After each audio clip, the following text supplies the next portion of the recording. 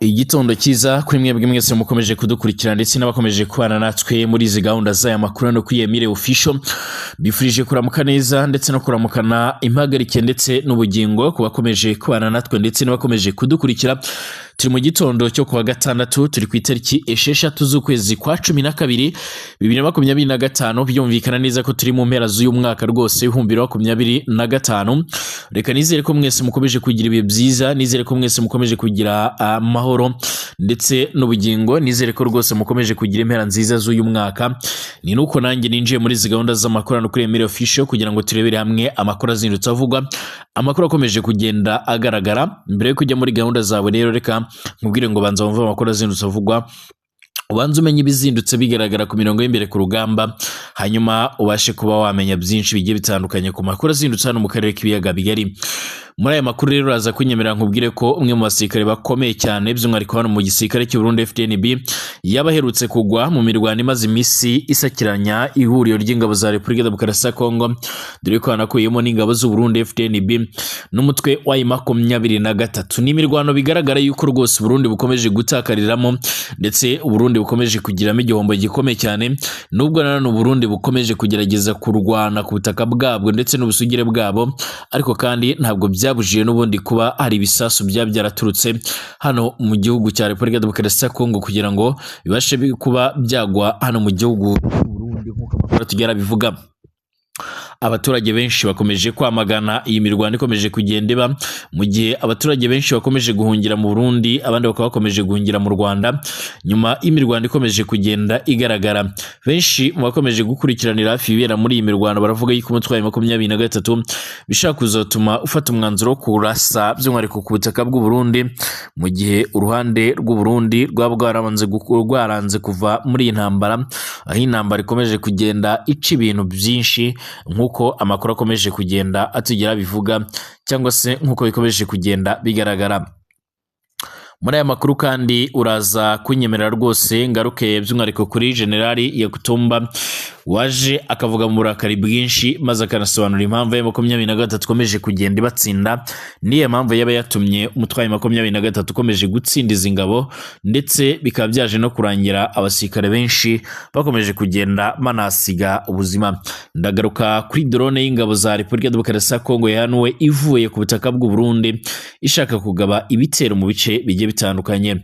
Iyi drone ibaye iya kane by'umwihariko yikurikiranya imaze guhanurwa nk'uko amakuru tugera bivuga, nyuma y'izindi zimaze imisi zihanurwa rwose mu mirwano imaze imisi ibera hano ku butaka bwa Repubulika Iharanira Demokarasi ya Kongo. Ndabaramukije mwese kandi bifurije kugira ibihe byiza ku badukurikiye bari ngaha mu Burundi, abari hano mu Rwanda, muri Uganda, Tanzania, Kenya ndetse n'ahandi hano mu karere k'ibiyaga bigari, abari bwota amasimbi ndetse no mu bihugu kure bigiye bitandukanye. Mwese mbifurije kuramuka neza cyane, mbifurije kugira ubuzima buzira umuze.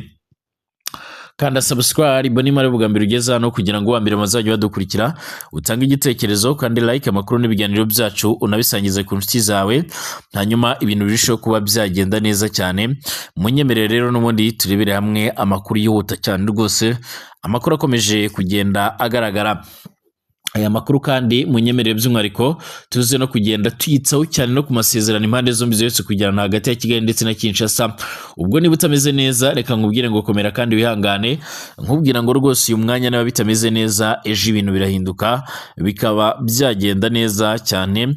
Nyemera rero n'ubundi turebere hamwe azindutse avugwa ndetse amakuru akomeje kugenda agaragara. Imwe mu nkuru zikomeye cyane zikomeje kugenda zivugwa muri kano kanya na makuru agendanye n'umwe mu basirikare bakomeye cyane mu ngabo cyane cyane z'u Burundi waba wamaze kugwa muri iyi mirwano nk'uko amakuru akomeje kugenda atugera bivuga. Iyi mirwano ikomeje kugenda igaragara nk'uko bikomeje kugenda bigaragara, kandi iyi mirwano ikomeje guhekura igisirikare cy'u Burundi FDNB ndetse ikaba ikomeje gutuma abasirikare banakomeye cyane bayigwamo nk'uko amakuru atugeraho abivuga.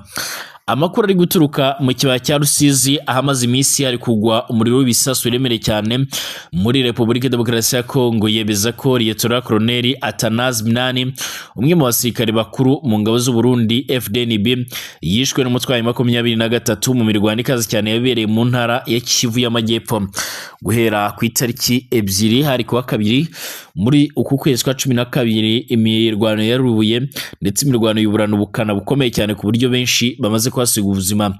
Ni n'ubwa mbere kandi iyi ntambara ibaye hano ku butaka bwa Kongo, ihuza impande zombi bikarangira ibisasu byinshi byisutse ku butaka bw'u Burundi. Lieutenant Colonel Minani kandi yarayoboye bato ya 8 ingabo z'u Burundi FDNB ziri ku butaka bwa Repubulika Demokarasi ya Kongo mu rwego rwo gufasha FARDC mu guhangana na M23. Uyu musirikare kandi uzwi nk'umwe mu bahoze mu ngabo za kera z'u Burundi ex-FAB nk'uko bigaragara mbere by'umwihariko y'ivugururwa ry'igisirikare cy'icyo gihugu, n'umwe mu bari ari abizerwa ku ruhande rwa FDNB. Ni n'umwe kandi mu barwanya intambara za kera, ariko kandi kuri iyi nshuro ntago byaje kumuhira kuko nubwo abasirikare benshi b'Abarundi ndetse n'abo ku ruhande rwa leta ya Kongo bari bamaze iminsi bagufite agatoki kandi bavuga yuko bashaka kuzarira Noheli n'Ubunani mu bice bya za Bukavu ndetse by'umwihariko na za Kamanyora. Birangiye uyu mugabo atabashije kwizihiza iminsi mikuru ya Noheli n'Ubunani kuko intare za Sarambwe zahise mwivugana rugikubita. Amakuru yemejwe kandi n'abasirikare ba 23 ndetse n'ubuhamya bw'abayibonye avuga ko Lieutenant Colonel Minani yaguye mu gace ka Ruvungi mu gikorwa cyarere mundi cyakozwe n'abakomando ba 23 hari kuwa gatanu, ubwo ni ku munsi w'ejo nk'uko bigaragara tariki ya 5 z'ukwezi kwa 12 2025. Iruvungi kandi na gace by'umwihariko karimo strategique ikomeye cyane gafite agaciro kanakomeye cyane mu bijyanye n'imirwano mu ntara Kivu y'Amajyepfo, ahakomeje rero n'ubundi mirwano hagati ya M23 ndetse n'ihuriro ry'ingabo za leta ya Kongo harizwamo FARDC ingabo za Kongo, FDNB ingabo z'u Burundi, FDLR ingabo ziganjemwo by'umwihariko izagize uruhare muri jenoside yakorewe Abatutsi mu Rwanda mu mwaka wa 1994, hakiyongeramo kandi n'ingabo z'Abazalendo nk'uko amakuru atugeraho abivuga. Urupfu kandi rwa Lieutenant Colonel Minani rubaye mu gihe M23 imaze kwigarurira ibice binini cyane by'icyo gice birimwo Mitimbiri, Rubarika, ahitwa Bulewa, ahitwa Ndolera ndetse n'igice kinini cyane cya Ruvungi nk'uko amakuru atugera bivuga. Ibi kandi bishobora kongera umuvuduko w'ubushyamirane hagati y'impande by'umwihariko ziri mu rugamba ndetse bikanateza igitutu ku gisirikare cy'u Burundi gikomeje n'ubundi ibikorwa bya gisirikare ku butaka bwa Kongo. Iki gisirikare cy'u Burundi kandi gikomeje kugira uruhare rukomeye cyane muri intambara ikomeje kubera ku butaka bwa Kongo, kuko gikomeje no kwifashisha ikibuga mpuzamahanga cy'indege cya Bujumbura cyitiriwe Melchior Ndadaye. Nubwo hari amakuru menshi cyane kandi Burundi bwagiye buhakana, hari n'amakuru yagiye anagaragaza ibimenyetso byerekana uburyo rero Burundi iki kibuga cy'indege cya Bujumbura cyitiriwe Melchior Ndadaye cyane cyane mu kugaba ibitero ku mutwe wa 23. Nubwo bihagaze bityo ariko kandi Burundi bukomeje guhombera muri intambara mu buryo budasanzwe, ndetse abasesenguzi bamaze kubona yuko intambara ishobora kuzanagira ingaruka zikomeye cyane ku Burundi. Umwe basesenguzi yagize ati biratangaje ndetse biranababaje uburyo Burundi bukomeje kwishora muri intambara ndetse uburyo bukomeje kwiyemeza guhangana n'uyu mutwe. Uyu mutwe watangiye intambara muri 2021 ariko n'isa ukaba utararambika intwaro hasi cyangwa se ngo bigaragare yuko haba hari ikizere cy'uko ushobora gutsindwa. Uyu mutwe kandi biraboneka yuko ushobora kuzangana n'ingabo z'Abarundi mu gihe ibisasu byatangiye kugwa hano mu Cibitoke. Bati bizagenda bite mu gihe Burundi butagira za Iron Dome zishobora kuba zasama ibisasu bishobora kuba byakwitura ku butaka bw'u Burundi. Benshi bati birumvikana neza ko abaturage b'Abarundi aribo bazabatikirira. Bati nta n'impamvu yo kubitekerezaho cyane kuko n'abasirikare ubwabo b'Abarundi bakomeje kugenda bahatikirira.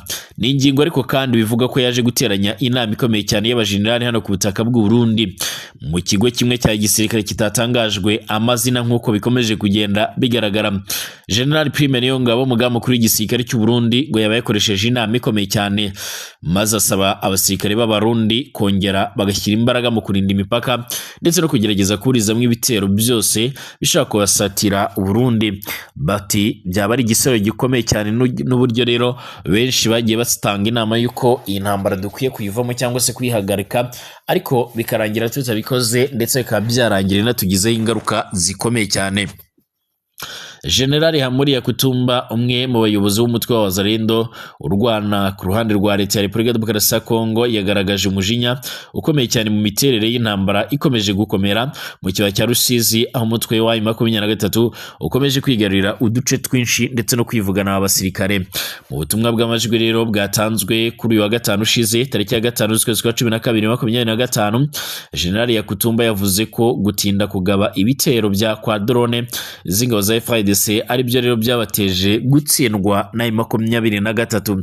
Yakutumba yagize ati twari twarabibasabye kuva kera kuri drone za FARDC zigomba kugaba ibitero vuba, iyo rero zitinda kugaba ibitero kuri M23 biha umwanya wo kwitegura, iyo zitaza gutinda M23 yari kuba rero yaramaze gutsindwa kera cyangwa se rugikubita.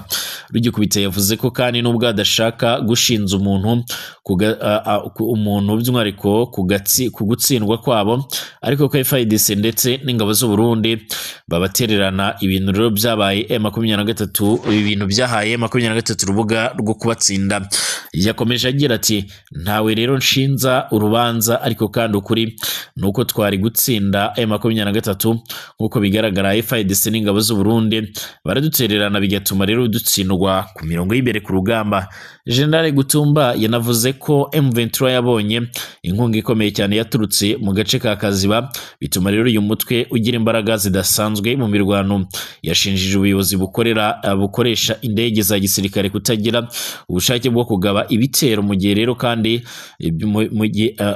kandi bikagumya guha M23 umwanya wo kwiyubaka ndetse no gukomeza by'umwihariko gutera imbere.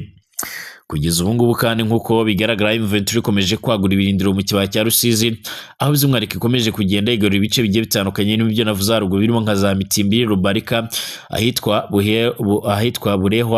Buhewa n'igice kinini cyane cya Ruvungi. Amakuru yemeza ko kandi uyu mutwe unakomeje kwegukira ndetse by'umwihariko inzira yerekeza mu mujyi wa Uvira, ukomeza gushyira igitutu gikomeye cyane by'umwihariko ku ngabo za leta n'abafatanyabikorwa bazo nk'uko amakuru atugeraho abivuga.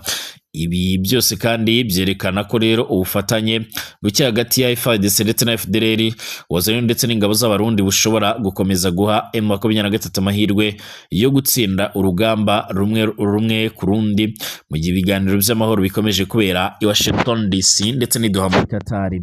Nubwo bihagaze bityo ariko kandi ukutumvikana kw'izi impande zombi nk'iyi ngingo Abazalendo batangiye by'umwihariko kushinza uruhande rwa leta ya Kongo n'umutwe wa M23 yo kuvuga yuko hari ibyago byinshi by'uko bamwe bari gutererana abandi, bishaka gukomeza by'umwihariko guhereza by'umwihariko umwanya munini cyane, cyangwa se bigatuma hongera kugaragara ukutumvikana nk'uko amakuru akomeje kugenda atugera bivuga. Ibi bikaba byatuma rero intambara ikomeza kongera guhindura isura. Abenshi bakurikiranira hafi ibera ku butaka bwa Kongo bati ibi ngibi ubwabyo ntabwo bishobora kuza gutuma n'ubundi impande zombi zitarasana nk'uko bisanzwe bigaragara. Ubu mukanya ushobora kujya kumva ngo Wazalendo yarasanye n'abarundi cyangwa se na FARDC ibashinza kubatererana ku mirongo y'imbere ku rugamba. Nanjye ndano ku bwanyu, ndano kugira ngo mbacukumbure ndetse n'abashakira amakuru agezweho. Mukanya ndagaruka kuyenda akomeje kugenda avugwa. Mbifurije kugira weekend nziza, wa gatandatu mwiza, ndetse iki cyumweru ndizere ko cyabagendekeye neza mwese bakomeje kudukurikira ndetse n'abakomeje kubana natwe. Twongere gusura mu masaha ari imbere, mukomeze kugira impagarike n'ubugingo.